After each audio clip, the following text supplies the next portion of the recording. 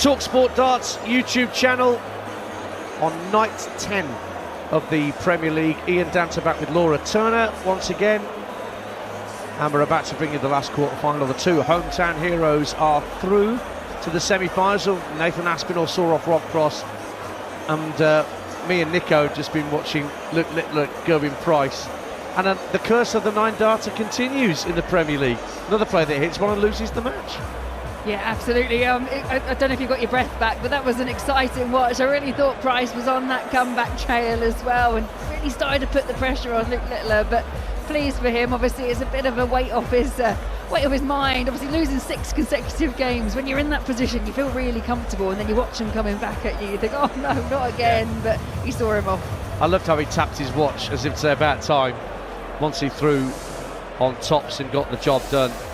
So it will be Aspinall who will play Van Gerwen in the first semi-final. So who does Luke Littler face in the second semi-final? Well, we're about to find out, because the player who is now number 4 in the world and getting towards the best form of his career, certainly since he left the BDO as world champion to come to the PDC, Stephen Bunting, has the chance to add to the 5 points he got from winning in Berlin last week. And as we were saying earlier, I don't think there's a more popular player in amongst the roster within, the peer group than Stephen Bunting. Everyone just seems to have a lot of time for him. Yeah, absolutely. I've known Steve for such a long time. I actually played when we were much younger. I won't say how much younger, but I won't delve that deep, don't worry. No, we both represented England back as youth players together, so I've known him for the best part of kind of 25 years, and he's always just been that really likeable, fun character. But what he's done that other players perhaps haven't done as much is embrace social media, embrace that kind of TikTok generation, and just got himself this new army of fans as well. Yeah, he's liked both by players and by fans alike. But what he's also got, and what he's also done from a technical point of view, he changed his darts and doubled the weight. He had the lightest darts on tour, but then doubled the weight of his darts in the past 18 months or so. And I don't know whether that's coincidental with the rise in his fortunes. It must have something to do with it, I assume. Yeah, absolutely. I mean, his darts, by a lot of player standards, even now are still quite light. They're sat there around 18 grams, whereas before he was throwing 12. So, that's very, very light. And just the slightest breeze, and it can actually just change the trajectory, change the line of the dart. So yeah, I do think players never stop really tinkering with their setup, with the equipment they use, and it seems to have worked and paid dividends for Bunting. It's the most intriguing part of the game for me. We see Peter Wright changing his darts mid-leg, never mind mid-game or mid-set. It's extraordinary how Snakebite kind of senses the atmospheric conditions and changes his darts. And then you've got situations like Bully Boy Michael Smith, who signed up to get a new signature set of darts after he won the world title, and he's outside the top 32 in the match play race at the moment, trying to get himself back in there. He's had a few injury problems as well, but it's what you think about. Rory McIlroy's in the Masters at the moment, changed his clubs some years back, and his form seemed to desert him. There are the marginal gains in darts when it comes to equipment. I don't know whether you've used the same setup for years or whether you change a lot, or I don't know. Yeah, mine has a slightly unique setup, to be perfectly fair, because when I came back into darts, I threw 2 the same and 1 off because I lost one, and I stuck with it for 15 years. But when I got my sponsorship deal, got a set, and they seemed to work with me, based likely on the 2 that matched. Right. Yeah. Don't look at me for dart equipment, advice. Well, the sound of Pitbull accompanies one of the most popular walk-ons in the game, and Stephen Bunting's got lots of his family, his young sons there on the walk-on. A little kiss from his dad on his way up to the stage, and his family must be so proud of what I've done to lift that Pro Tour title in Europe. Meant so much to him. And now that there's a Leeds United anthem and a Leeds United fan about to take to the stage, the Manchester locals are letting Luke Humphries know whose side they're on. Yeah, absolutely always the way, isn't it? But what makes me laugh even more is as soon as the lyrics come on, that whole crowd will still be singing along. Well, a lot has been written and said about Luke Humphries since his interview during the Darts Open in Risa at the weekend. And I think rather too much was made of what he said. He did row back on his comments about feeling emotionless, was how he put it at the time. And that was on the Saturday, but having had a sleep and a chat with his wife as much as anything else, who put him right a little bit, he came back on a Sunday and was far more focused and almost apologetic about what he'd said. However, as we've already said tonight, Laura, it has raised the question for all dart players, particularly those in the elite who have Premier League commitments or lot commitments, just how to manage their schedule so that fatigue and mental fatigue does not set in. Yeah, and he looks quite relaxed. He seems quite happy walking onto the stage there, gives the crowd a bit of a wave as he embraces Stephen Bunting, the pair of them, practice partners, very good friends off the oche. Obviously that's all left to one side as soon as the referee shouts game on, but yeah, these players, obviously, especially someone like Stephen Bunting, he's been very vocal about how much he wanted to be back in the Premier League. It was a 10-year hiatus since he debuted. It's only his second ever appearance in the Premier League. And I think some of that has actually lended itself to some of the performances because he's tried so hard, he's felt the pressure and just felt a little bit more relaxed last week because he felt pretty much out of the race, and by winning he's kind of now put himself slightly back in contention. Well, the Premier League can chew you up and spit you out, and Bunty realised that 10 years ago. He did not have a good time of it on his Premier League debut, and up until last week in Berlin, very much a sense of deja vu for Bunty.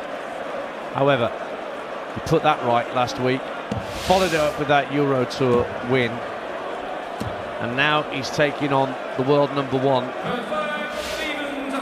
for the chance to play Luke Littler in the semi-final. Bunty's won the ball backstage, so he's first up, takes his position right at the right-hand edge of the oche, and straight in the red bit with the first two, and a max to get things going from the bullet.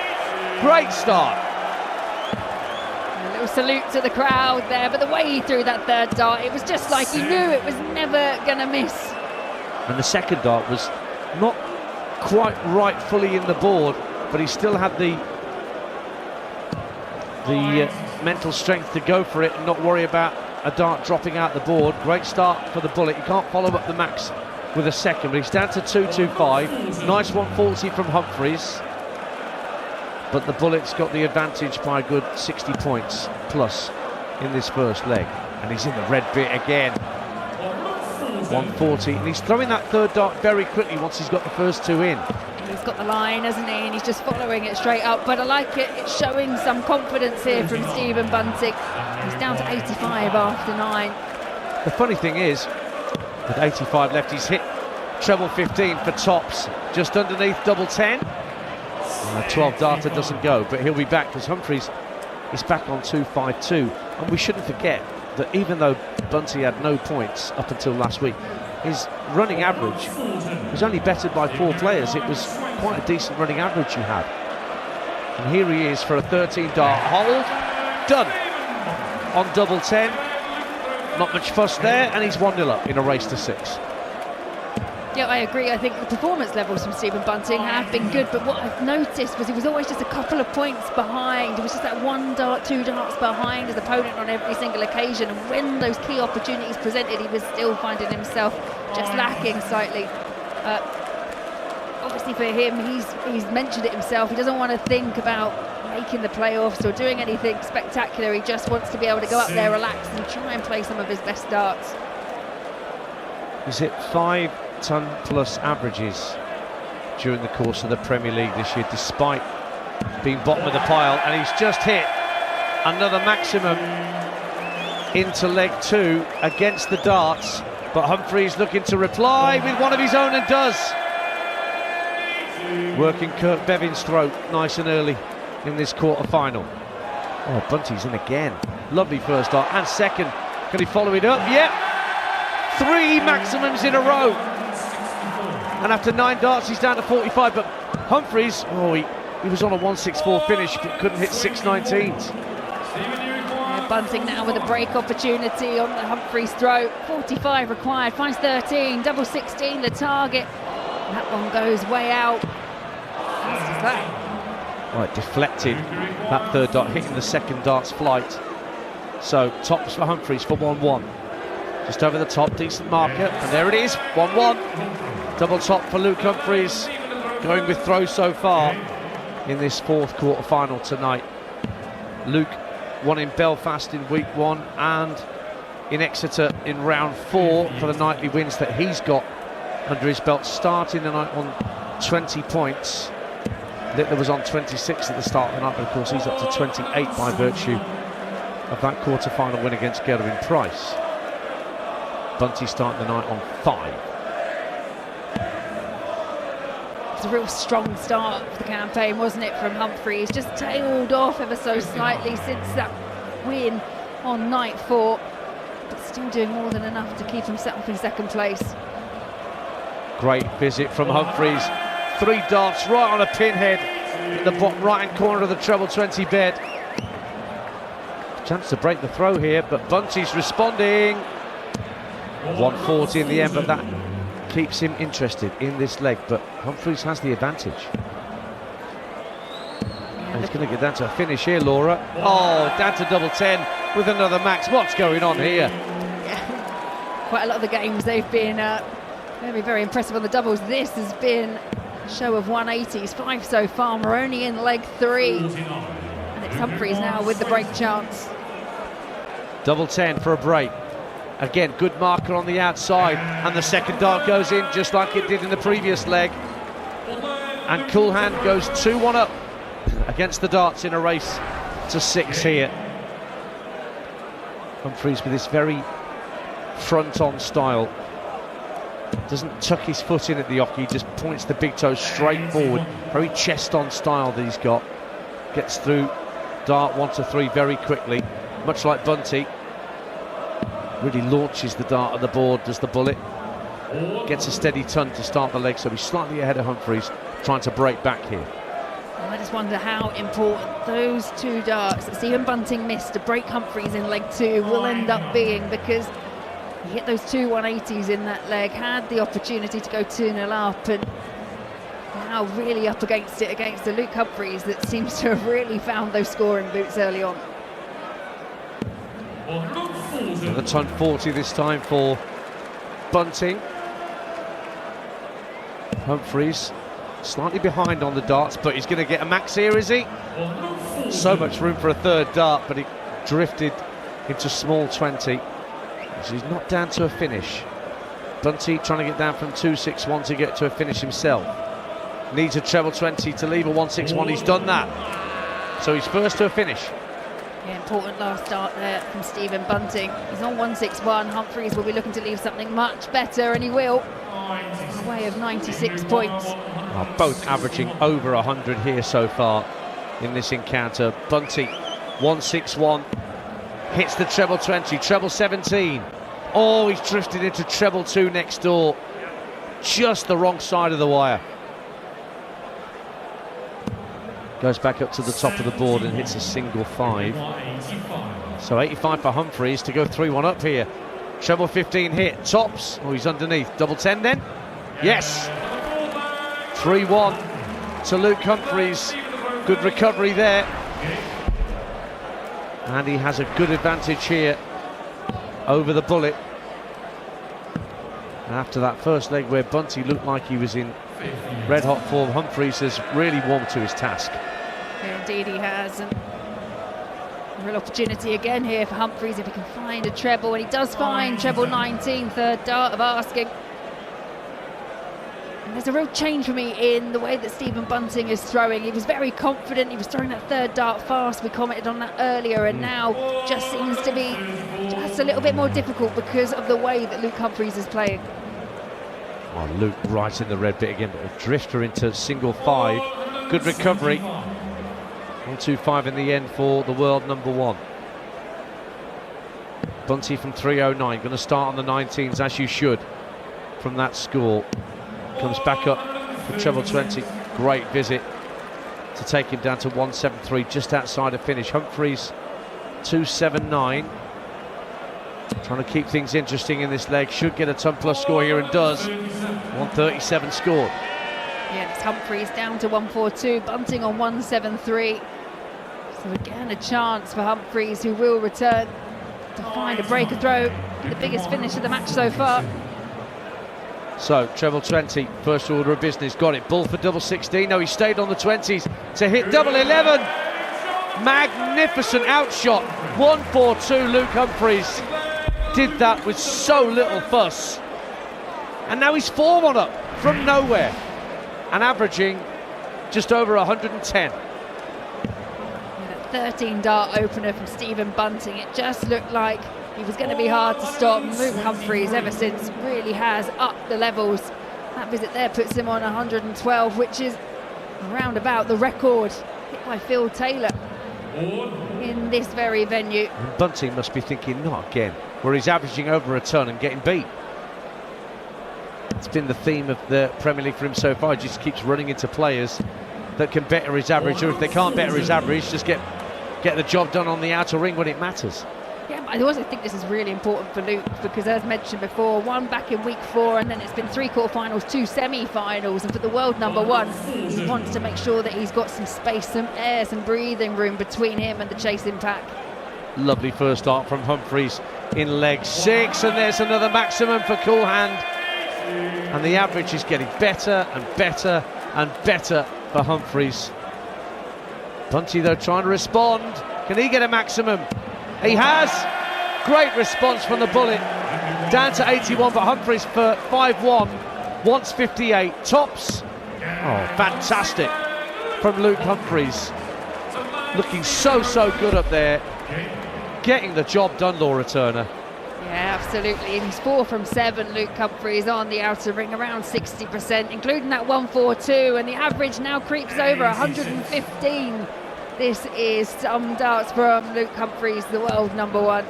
And he's back in the treble 20 again and again. Well, the best average so far this year in the Premier League was Littler, 113.9 on night 1 of the quarterfinal against MVG. That's 118 that Humphries is on at the minute, and he's on a 9, not anymore. Dart 4 drifts, but great cover on treble 19 at least once. So he's in position A here, Luke Humphries. I'd say it's a masterclass in finishing, but no, we've already seen that from Nathan Aspinall. Yeah, but this is definitely one about scoring. Very few loose darts, very few trebleless visits, and Humphries back in the treble 20 again and again. Is it another max? No, but he's down to 85 again, which he's already taken out in this encounter. Bunty 296. 140 gets him down to a finish, but it may be academic for the match. Treble 15, hit, double top, hit, and Luke Humphries breezes through to the semi-finals to take on the world champion Luke Littler with a 6-1 demolition of Stephen Bunting, who once again averages over 100 but loses. And Laura, what did Luke Humphries end up on? Oh, just the meagre 118.43. Absolutely amazing darts there from Luke Humphries. 6 from 9 on the outer ring, 66%. A 142 checkout. It really was an all-round masterclass from Luke Humphries. Well, there's no mental fatigue there for Cool Hand. That was as professional a job as you could wish to see, and Stephen Bunting will be walking off stage again, licking his wounds, going, what have I got to do to beat these guys when I get ton plus averages all the time? But there we are, that's darts for you. Trebles for show, doubles for dough. And Luke Humphries with some really efficient finishing out there and some really good 2-dart kills particularly. Yep, so there's a couple of times we've seen the 85, we saw it to win the match, mentioned the 142 already, but it was playing against a player that was also firing a lot at him in Stephen Bunting as well. So, as you say, didn't look like he was particularly fatigued, and he definitely looked like he was enjoying himself. And it's just, like I say, it's an excellent performance from the world number 1 and the best we've ever seen here at the Manchester Arena. So it'll be Humphries against Littler in the second semi-final that me and Nico will bring you, but Nico's going to join Laura for our next stream, which will be the first semi-final between Michael van Gerwen and Nathan Aspinall. Just look out for that on the talkSPORT Darts YouTube channel on the drop-down menu, and you'll be able to log on to that and join Paul and Laura to see whether the Asp can get the better of MVG. But it's Luke Humphries against Luke Littler in the second semi-final. That's on the way later. But MVG against the Asp is up next. And when it comes to the Darts Premier League, the last thing you want is an online mishap throwing you off your game, and that's where NordVPN's Threat Protection Pro steps up to the oche. Just think of it as your personal referee, keeping dodgy websites and malware and phishing scams from sneaking into your setup. It even blocks those pesky ads that we all hate, so you won't get distracted mid-leg. So go to nordvpn.com/dartsvpn and you'll get 2 years plus 4 months free, and you get a birthday deal as well. It's risk-free with Nord's 30-day money-back guarantee. Stay with the YouTube channel, the Darts YouTube channel here, for Aspinall against Van Gerwen up next. And if you haven't done so already, give us a like and subscribe. We'd be very much obliged to you.